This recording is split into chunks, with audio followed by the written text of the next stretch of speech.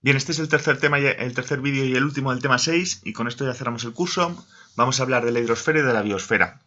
De la hidrosfera vamos a ver cómo está distribuido el agua, las propiedades del agua, y también vamos a hablar de la contaminación de las aguas. Y de la biosfera vamos a ver unos pequeños conceptos básicos y también cómo proteger la biosfera. Entonces, de la hidrosfera tenéis que saber qué es todo el agua que está en nuestro planeta y que está tanto en estado sólido como líquido como gaseoso, y que el agua no está repartida de forma uniforme, es decir, hay zonas donde hay mucha agua y zonas donde hay muy poca. Por ejemplo, los océanos tienen la mayor parte del agua del planeta, pero esa agua salada no podemos usar. En total tiene como el 97%. Luego tenemos un 3% que es agua dulce, pero ese agua dulce no está siempre accesible. Más o menos el 70%, que es una gran cantidad, está en forma de hielo, o bien en los polos o bien en las cumbres de las montañas. Y tenemos otro 29%, más o menos, que está empapando los materiales que hay debajo del suelo, en lo que llamamos aguas subterráneas. Así que nos queda un 1% de aguas superficiales. Y de esas aguas superficiales, la mayor parte está en lagos, que es un 55%. Hay otro 40% que tenemos entre la atmósfera y la humedad del suelo. Y un 5% en ríos. ¿Vale? Aquí se ve muy bien en los gráficos. Esto es toda el agua, el azul. El 97% es agua salada y nos queda un 3% de agua dulce. Dentro de este agua dulce tenemos los glaciares, un 70 más o menos, subterráneas un 20 y tantos, y luego en superficie solo un 1. Y dentro de ese 1 lo tenemos así distribuido. Este gráfico también nos lo muestra, pero de otra manera, ¿vale? Con gráficos de tarta. 97% en los océanos y mares. Del agua dulce tenemos más o menos el 70 en glaciares y el 20 y tantos en aguas subterráneas y luego en aguas superficiales. No os voy a pedir los datos exactos, pero sí que sepáis que hay mucho más agua en los océanos que en los ríos o en los glaciares que en los lagos, ¿vale? Seguimos hablando de las propiedades del agua. ¿Por qué es tan importante el agua para los seres vivos? Porque tiene unas propiedades físico-químicas que le hacen un elemento muy especial. Vamos a ver 4 características. La primera es que el agua sólida flota sobre el agua líquida. ¿Eso qué quiere decir? Pues que si tú echas en un vaso un hielo, una parte del hielo sobresale del agua. El hielo no se hunde, se queda por arriba. Y eso es muy importante porque permite que se desarrolle la vida en los océanos debajo del hielo. Por ejemplo, las focas. Aquí tenemos la imagen a dos belugas, a dos tipos de ballenas. Pueden cazar debajo del hielo, abriendo agujeritos, y es muy importante para el desarrollo de la vida en zonas donde domina el hielo. Otra propiedad que tiene el agua es que es un gran disolvente. ¿Qué significa ser disolvente? Pues que deshace los sólidos, ¿vale? Tú echas sal en el agua y la sal desaparece. Y eso es muy importante, ¿por qué? Porque gracias a esa propiedad el agua puede ayudarnos a transportar sustancias en nuestro cuerpo, ¿vale? La sangre es mayoritariamente agua, también por ejemplo la savia de las plantas es mayoritariamente agua, y en ese agua pueden ir disueltas sales minerales o oxígeno. Luego tenemos que el agua tiene una gran capacidad de regular la temperatura. Eso permite que los seres vivos que tenemos mucha agua como los seres humanos podamos ser homeotermos, gastando menos energía.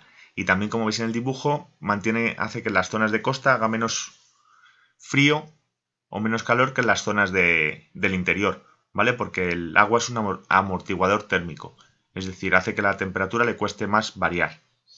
Y por último, la fuerza de adhesión. La fuerza de adhesión es una característica del agua que hace que sus partículas, las moléculas que lo componen, tiendan a estar juntas. Y eso permite lo que se llama la capilaridad. Aquí tenéis dos ejemplos de capilaridad. La olla conectada con cuerdas a las plantas. El agua viaja por las cuerdas, ¿vale? Y llega hasta el suelo de las plantas, hasta la arena de las plantas y las va regando. En el instituto lo usamos también para regar las plantas que veis en los pasillos y en las escaleras. Otro ejemplo muy claro con los vasos. Un vaso con agua, el agua sube por la servilleta y puede ir al otro vaso, lo podéis probar en casa y que sale. Vale, esta propiedad de la capilaridad es la que usan, por ejemplo, las plantas para que el agua viaje de las raíces hasta las hojas, o permite que ciertos animales como los anélidos, los gusanos, tengan un hidroesqueleto, ¿vale? Un esqueleto formado de agua. Vamos a hablar también del ciclo del agua, que es el conjunto de procesos que permite al agua cambiar de estado y circular entre la atmósfera y la superficie de la Tierra. ¿Vale? ¿Quién hace que exista un ciclo del agua? Pues la energía del Sol y la gravedad. ¿Qué procesos tienen lugar? Pues por un lado, la evaporación, que es cuando el agua cambia de estado líquido a estado gaseoso por la influencia del Sol, o la transpiración, cuando el paso de líquido a gas tiene lugar en seres humanos, ¿vale? En seres vivos. Las plantas transpiran, los animales y también los seres humanos.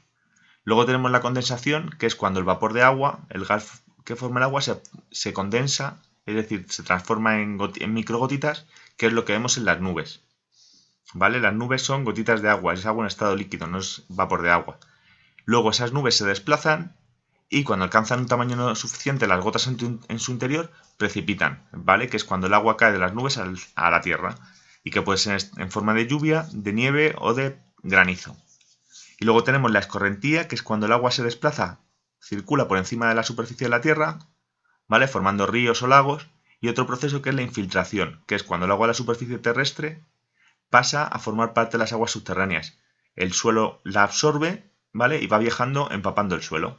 Entonces tenemos evaporación, transpiración, luego la condensación, las nubes se desplazan, precipita el agua y el agua o bien se escurre, circula a través de escorrentía, o bien se infiltra y circula a través de las aguas subterráneas. El agua es un recurso muy valioso porque lo usamos para un montón de cosas, ¿vale? Pero también es un recurso limitado. No tenemos todo el agua que podríamos usar. Entonces es necesario hacer una gestión sostenible, es decir, que usemos de forma racional el agua de forma que no pongamos en peligro la disponibilidad de agua para generaciones futuras. Los usos del agua se clasifican en dos tipos. Por un lado tenemos los usos que se llaman consumtivos. ¿Qué significa eso? Pues que al usar el agua no vuelve al ciclo del agua, sino que o bien la usamos y no vuelve, o bien vuelve pero con una calidad muy mala que no permite que la volvamos a usar. Para que os hagáis una idea, el agua se usa en usos consumtivos para producir alimentos.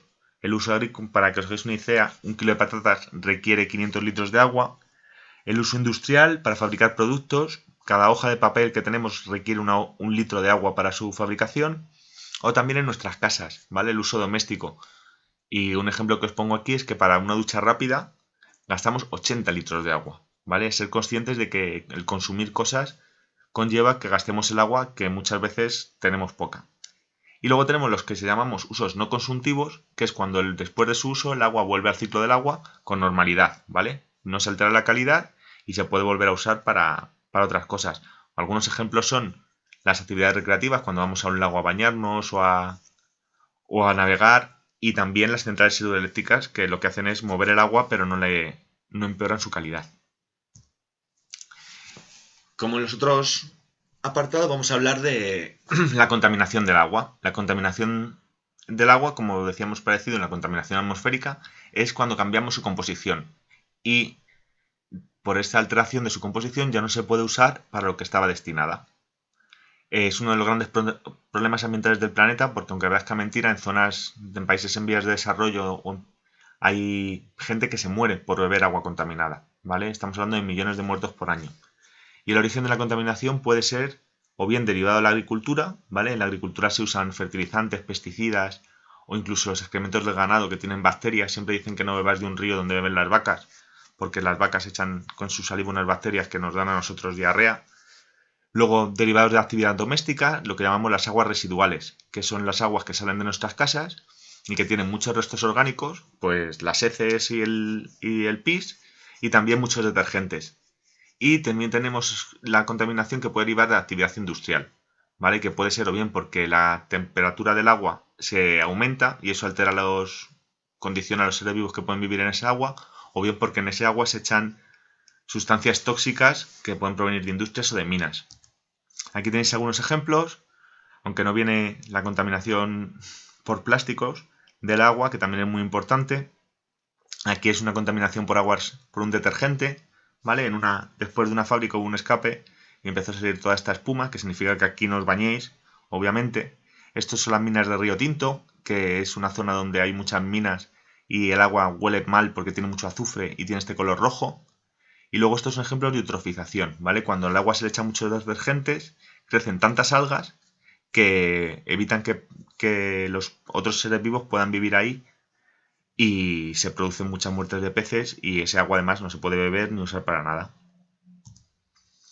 Para conseguir una gestión sostenible del agua, pues en las sociedades occidentales hacemos dos procesos. Por un lado está la potabilización, que es el proceso en el que tratamos el agua desde el punto de toma, cogemos el agua de un río y pasa por una serie de procesos hasta que la podemos enviar a las casas.